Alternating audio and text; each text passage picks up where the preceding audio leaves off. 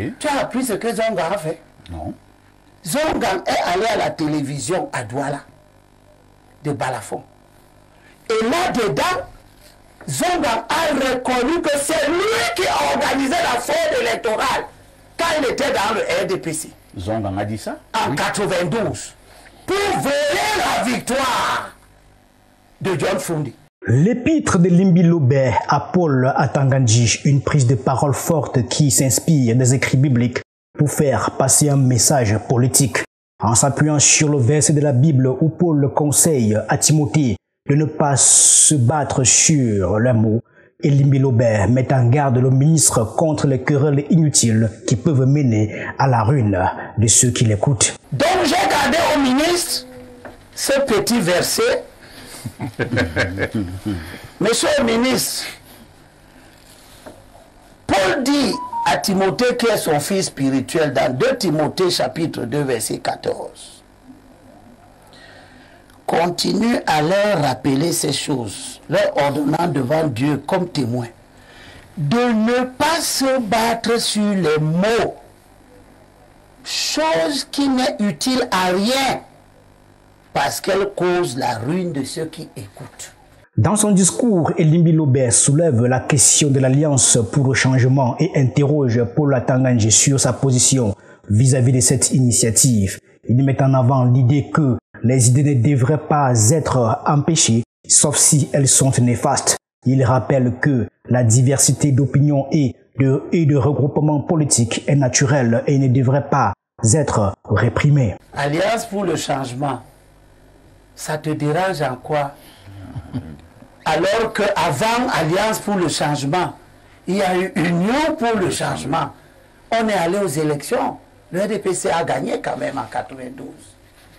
Il y a eu d'autres formes de regroupement autour d'un candidat. Tu ne peux pas empêcher les idées. Tu peux empêcher la réalisation des idées lorsqu'elles sont malfaisantes. En utilisant un langage biblique dont lui seul a le secret, l'homme politique souligne l'importance de la sagesse et de la retenue dans les débats politiques. Il invite le ministre à écouter les enseignements bibliques et à éviter les discours vides qui ne font que polluer l'atmosphère politique sans véritable avancement. Ne rentre pas en arrière, monsieur le ministre. Écoute ce que l'apôtre Paul dit. L'apôtre Paul, oui, ton homonyme. Il dit dans 2 Timothée chapitre 2 verset 16 maintenant, évite les discours vides qui profanent ce qui est saint. Saint avec T, c'est-à-dire ce qui est sublime. Les élections arrivent. Nous allons nous organiser pour vous battre aux élections. À travers cet épître d'Abel et Limbi Lobé, on peut voir une critique subtile mais percutante du comportement du ministre vis-à-vis de l'opposition politique au Cameroun. L'utilisation des versets bibliques ajoute une dimension spirituelle et morale à la critique politique et renforce ainsi le message d'intégrité et de sagesse dans les affaires publiques. Tu ne peux pas attendre. Refuser à ton ami d'hier, Zonga, avec qui tu travaillais et qui organisait la fraude pour vous, de se réunir avec un autre ami, Kanto, ton ami d'hier, ministre dans votre système, avec qui vous avez travaillé pour modifier la Constitution en 2008. Tu leur refuses de se réunir, pourquoi? Parce qu'ils sont plus dans ton camp. Ils ne sont pas dans ton camp, mais ils sont tous tes amis. Des questions cruciales sur la nature de la politique et des relations interpartisanes en période électorale. L'appel à la modération et à la sagesse politique est clair dans le discours d'Abel et Limbi Lobé. Il rappelle à Paul Atangandji l'importance des relations passées et des amitiés malgré les divergences politiques actuelles. Il prouve aussi que le respect mutuel et la compréhension des motivations de chacun sont essentiels pour éviter les conflits inutiles. Ne cherchons pas à nous mettre en avant. Ne cherchons pas à nous mettre en avant. Entraînant des rivalités les uns avec les autres. Nous envions les uns les autres. Parce que ce qui pose un problème dans ces dénominations et tout ça, C'est que les gens parlent de consensus politique, mais en réalité, ils ne sont pas à la recherche du consensus. Ils veulent l'adhésion. Ils veulent qu'ils ont leur vue, les autres viennent adhérer là-dedans. L'évocation de la Bible et des enseignements de Paul renforce le message de retenue et d'humilité dans les affrontements politiques.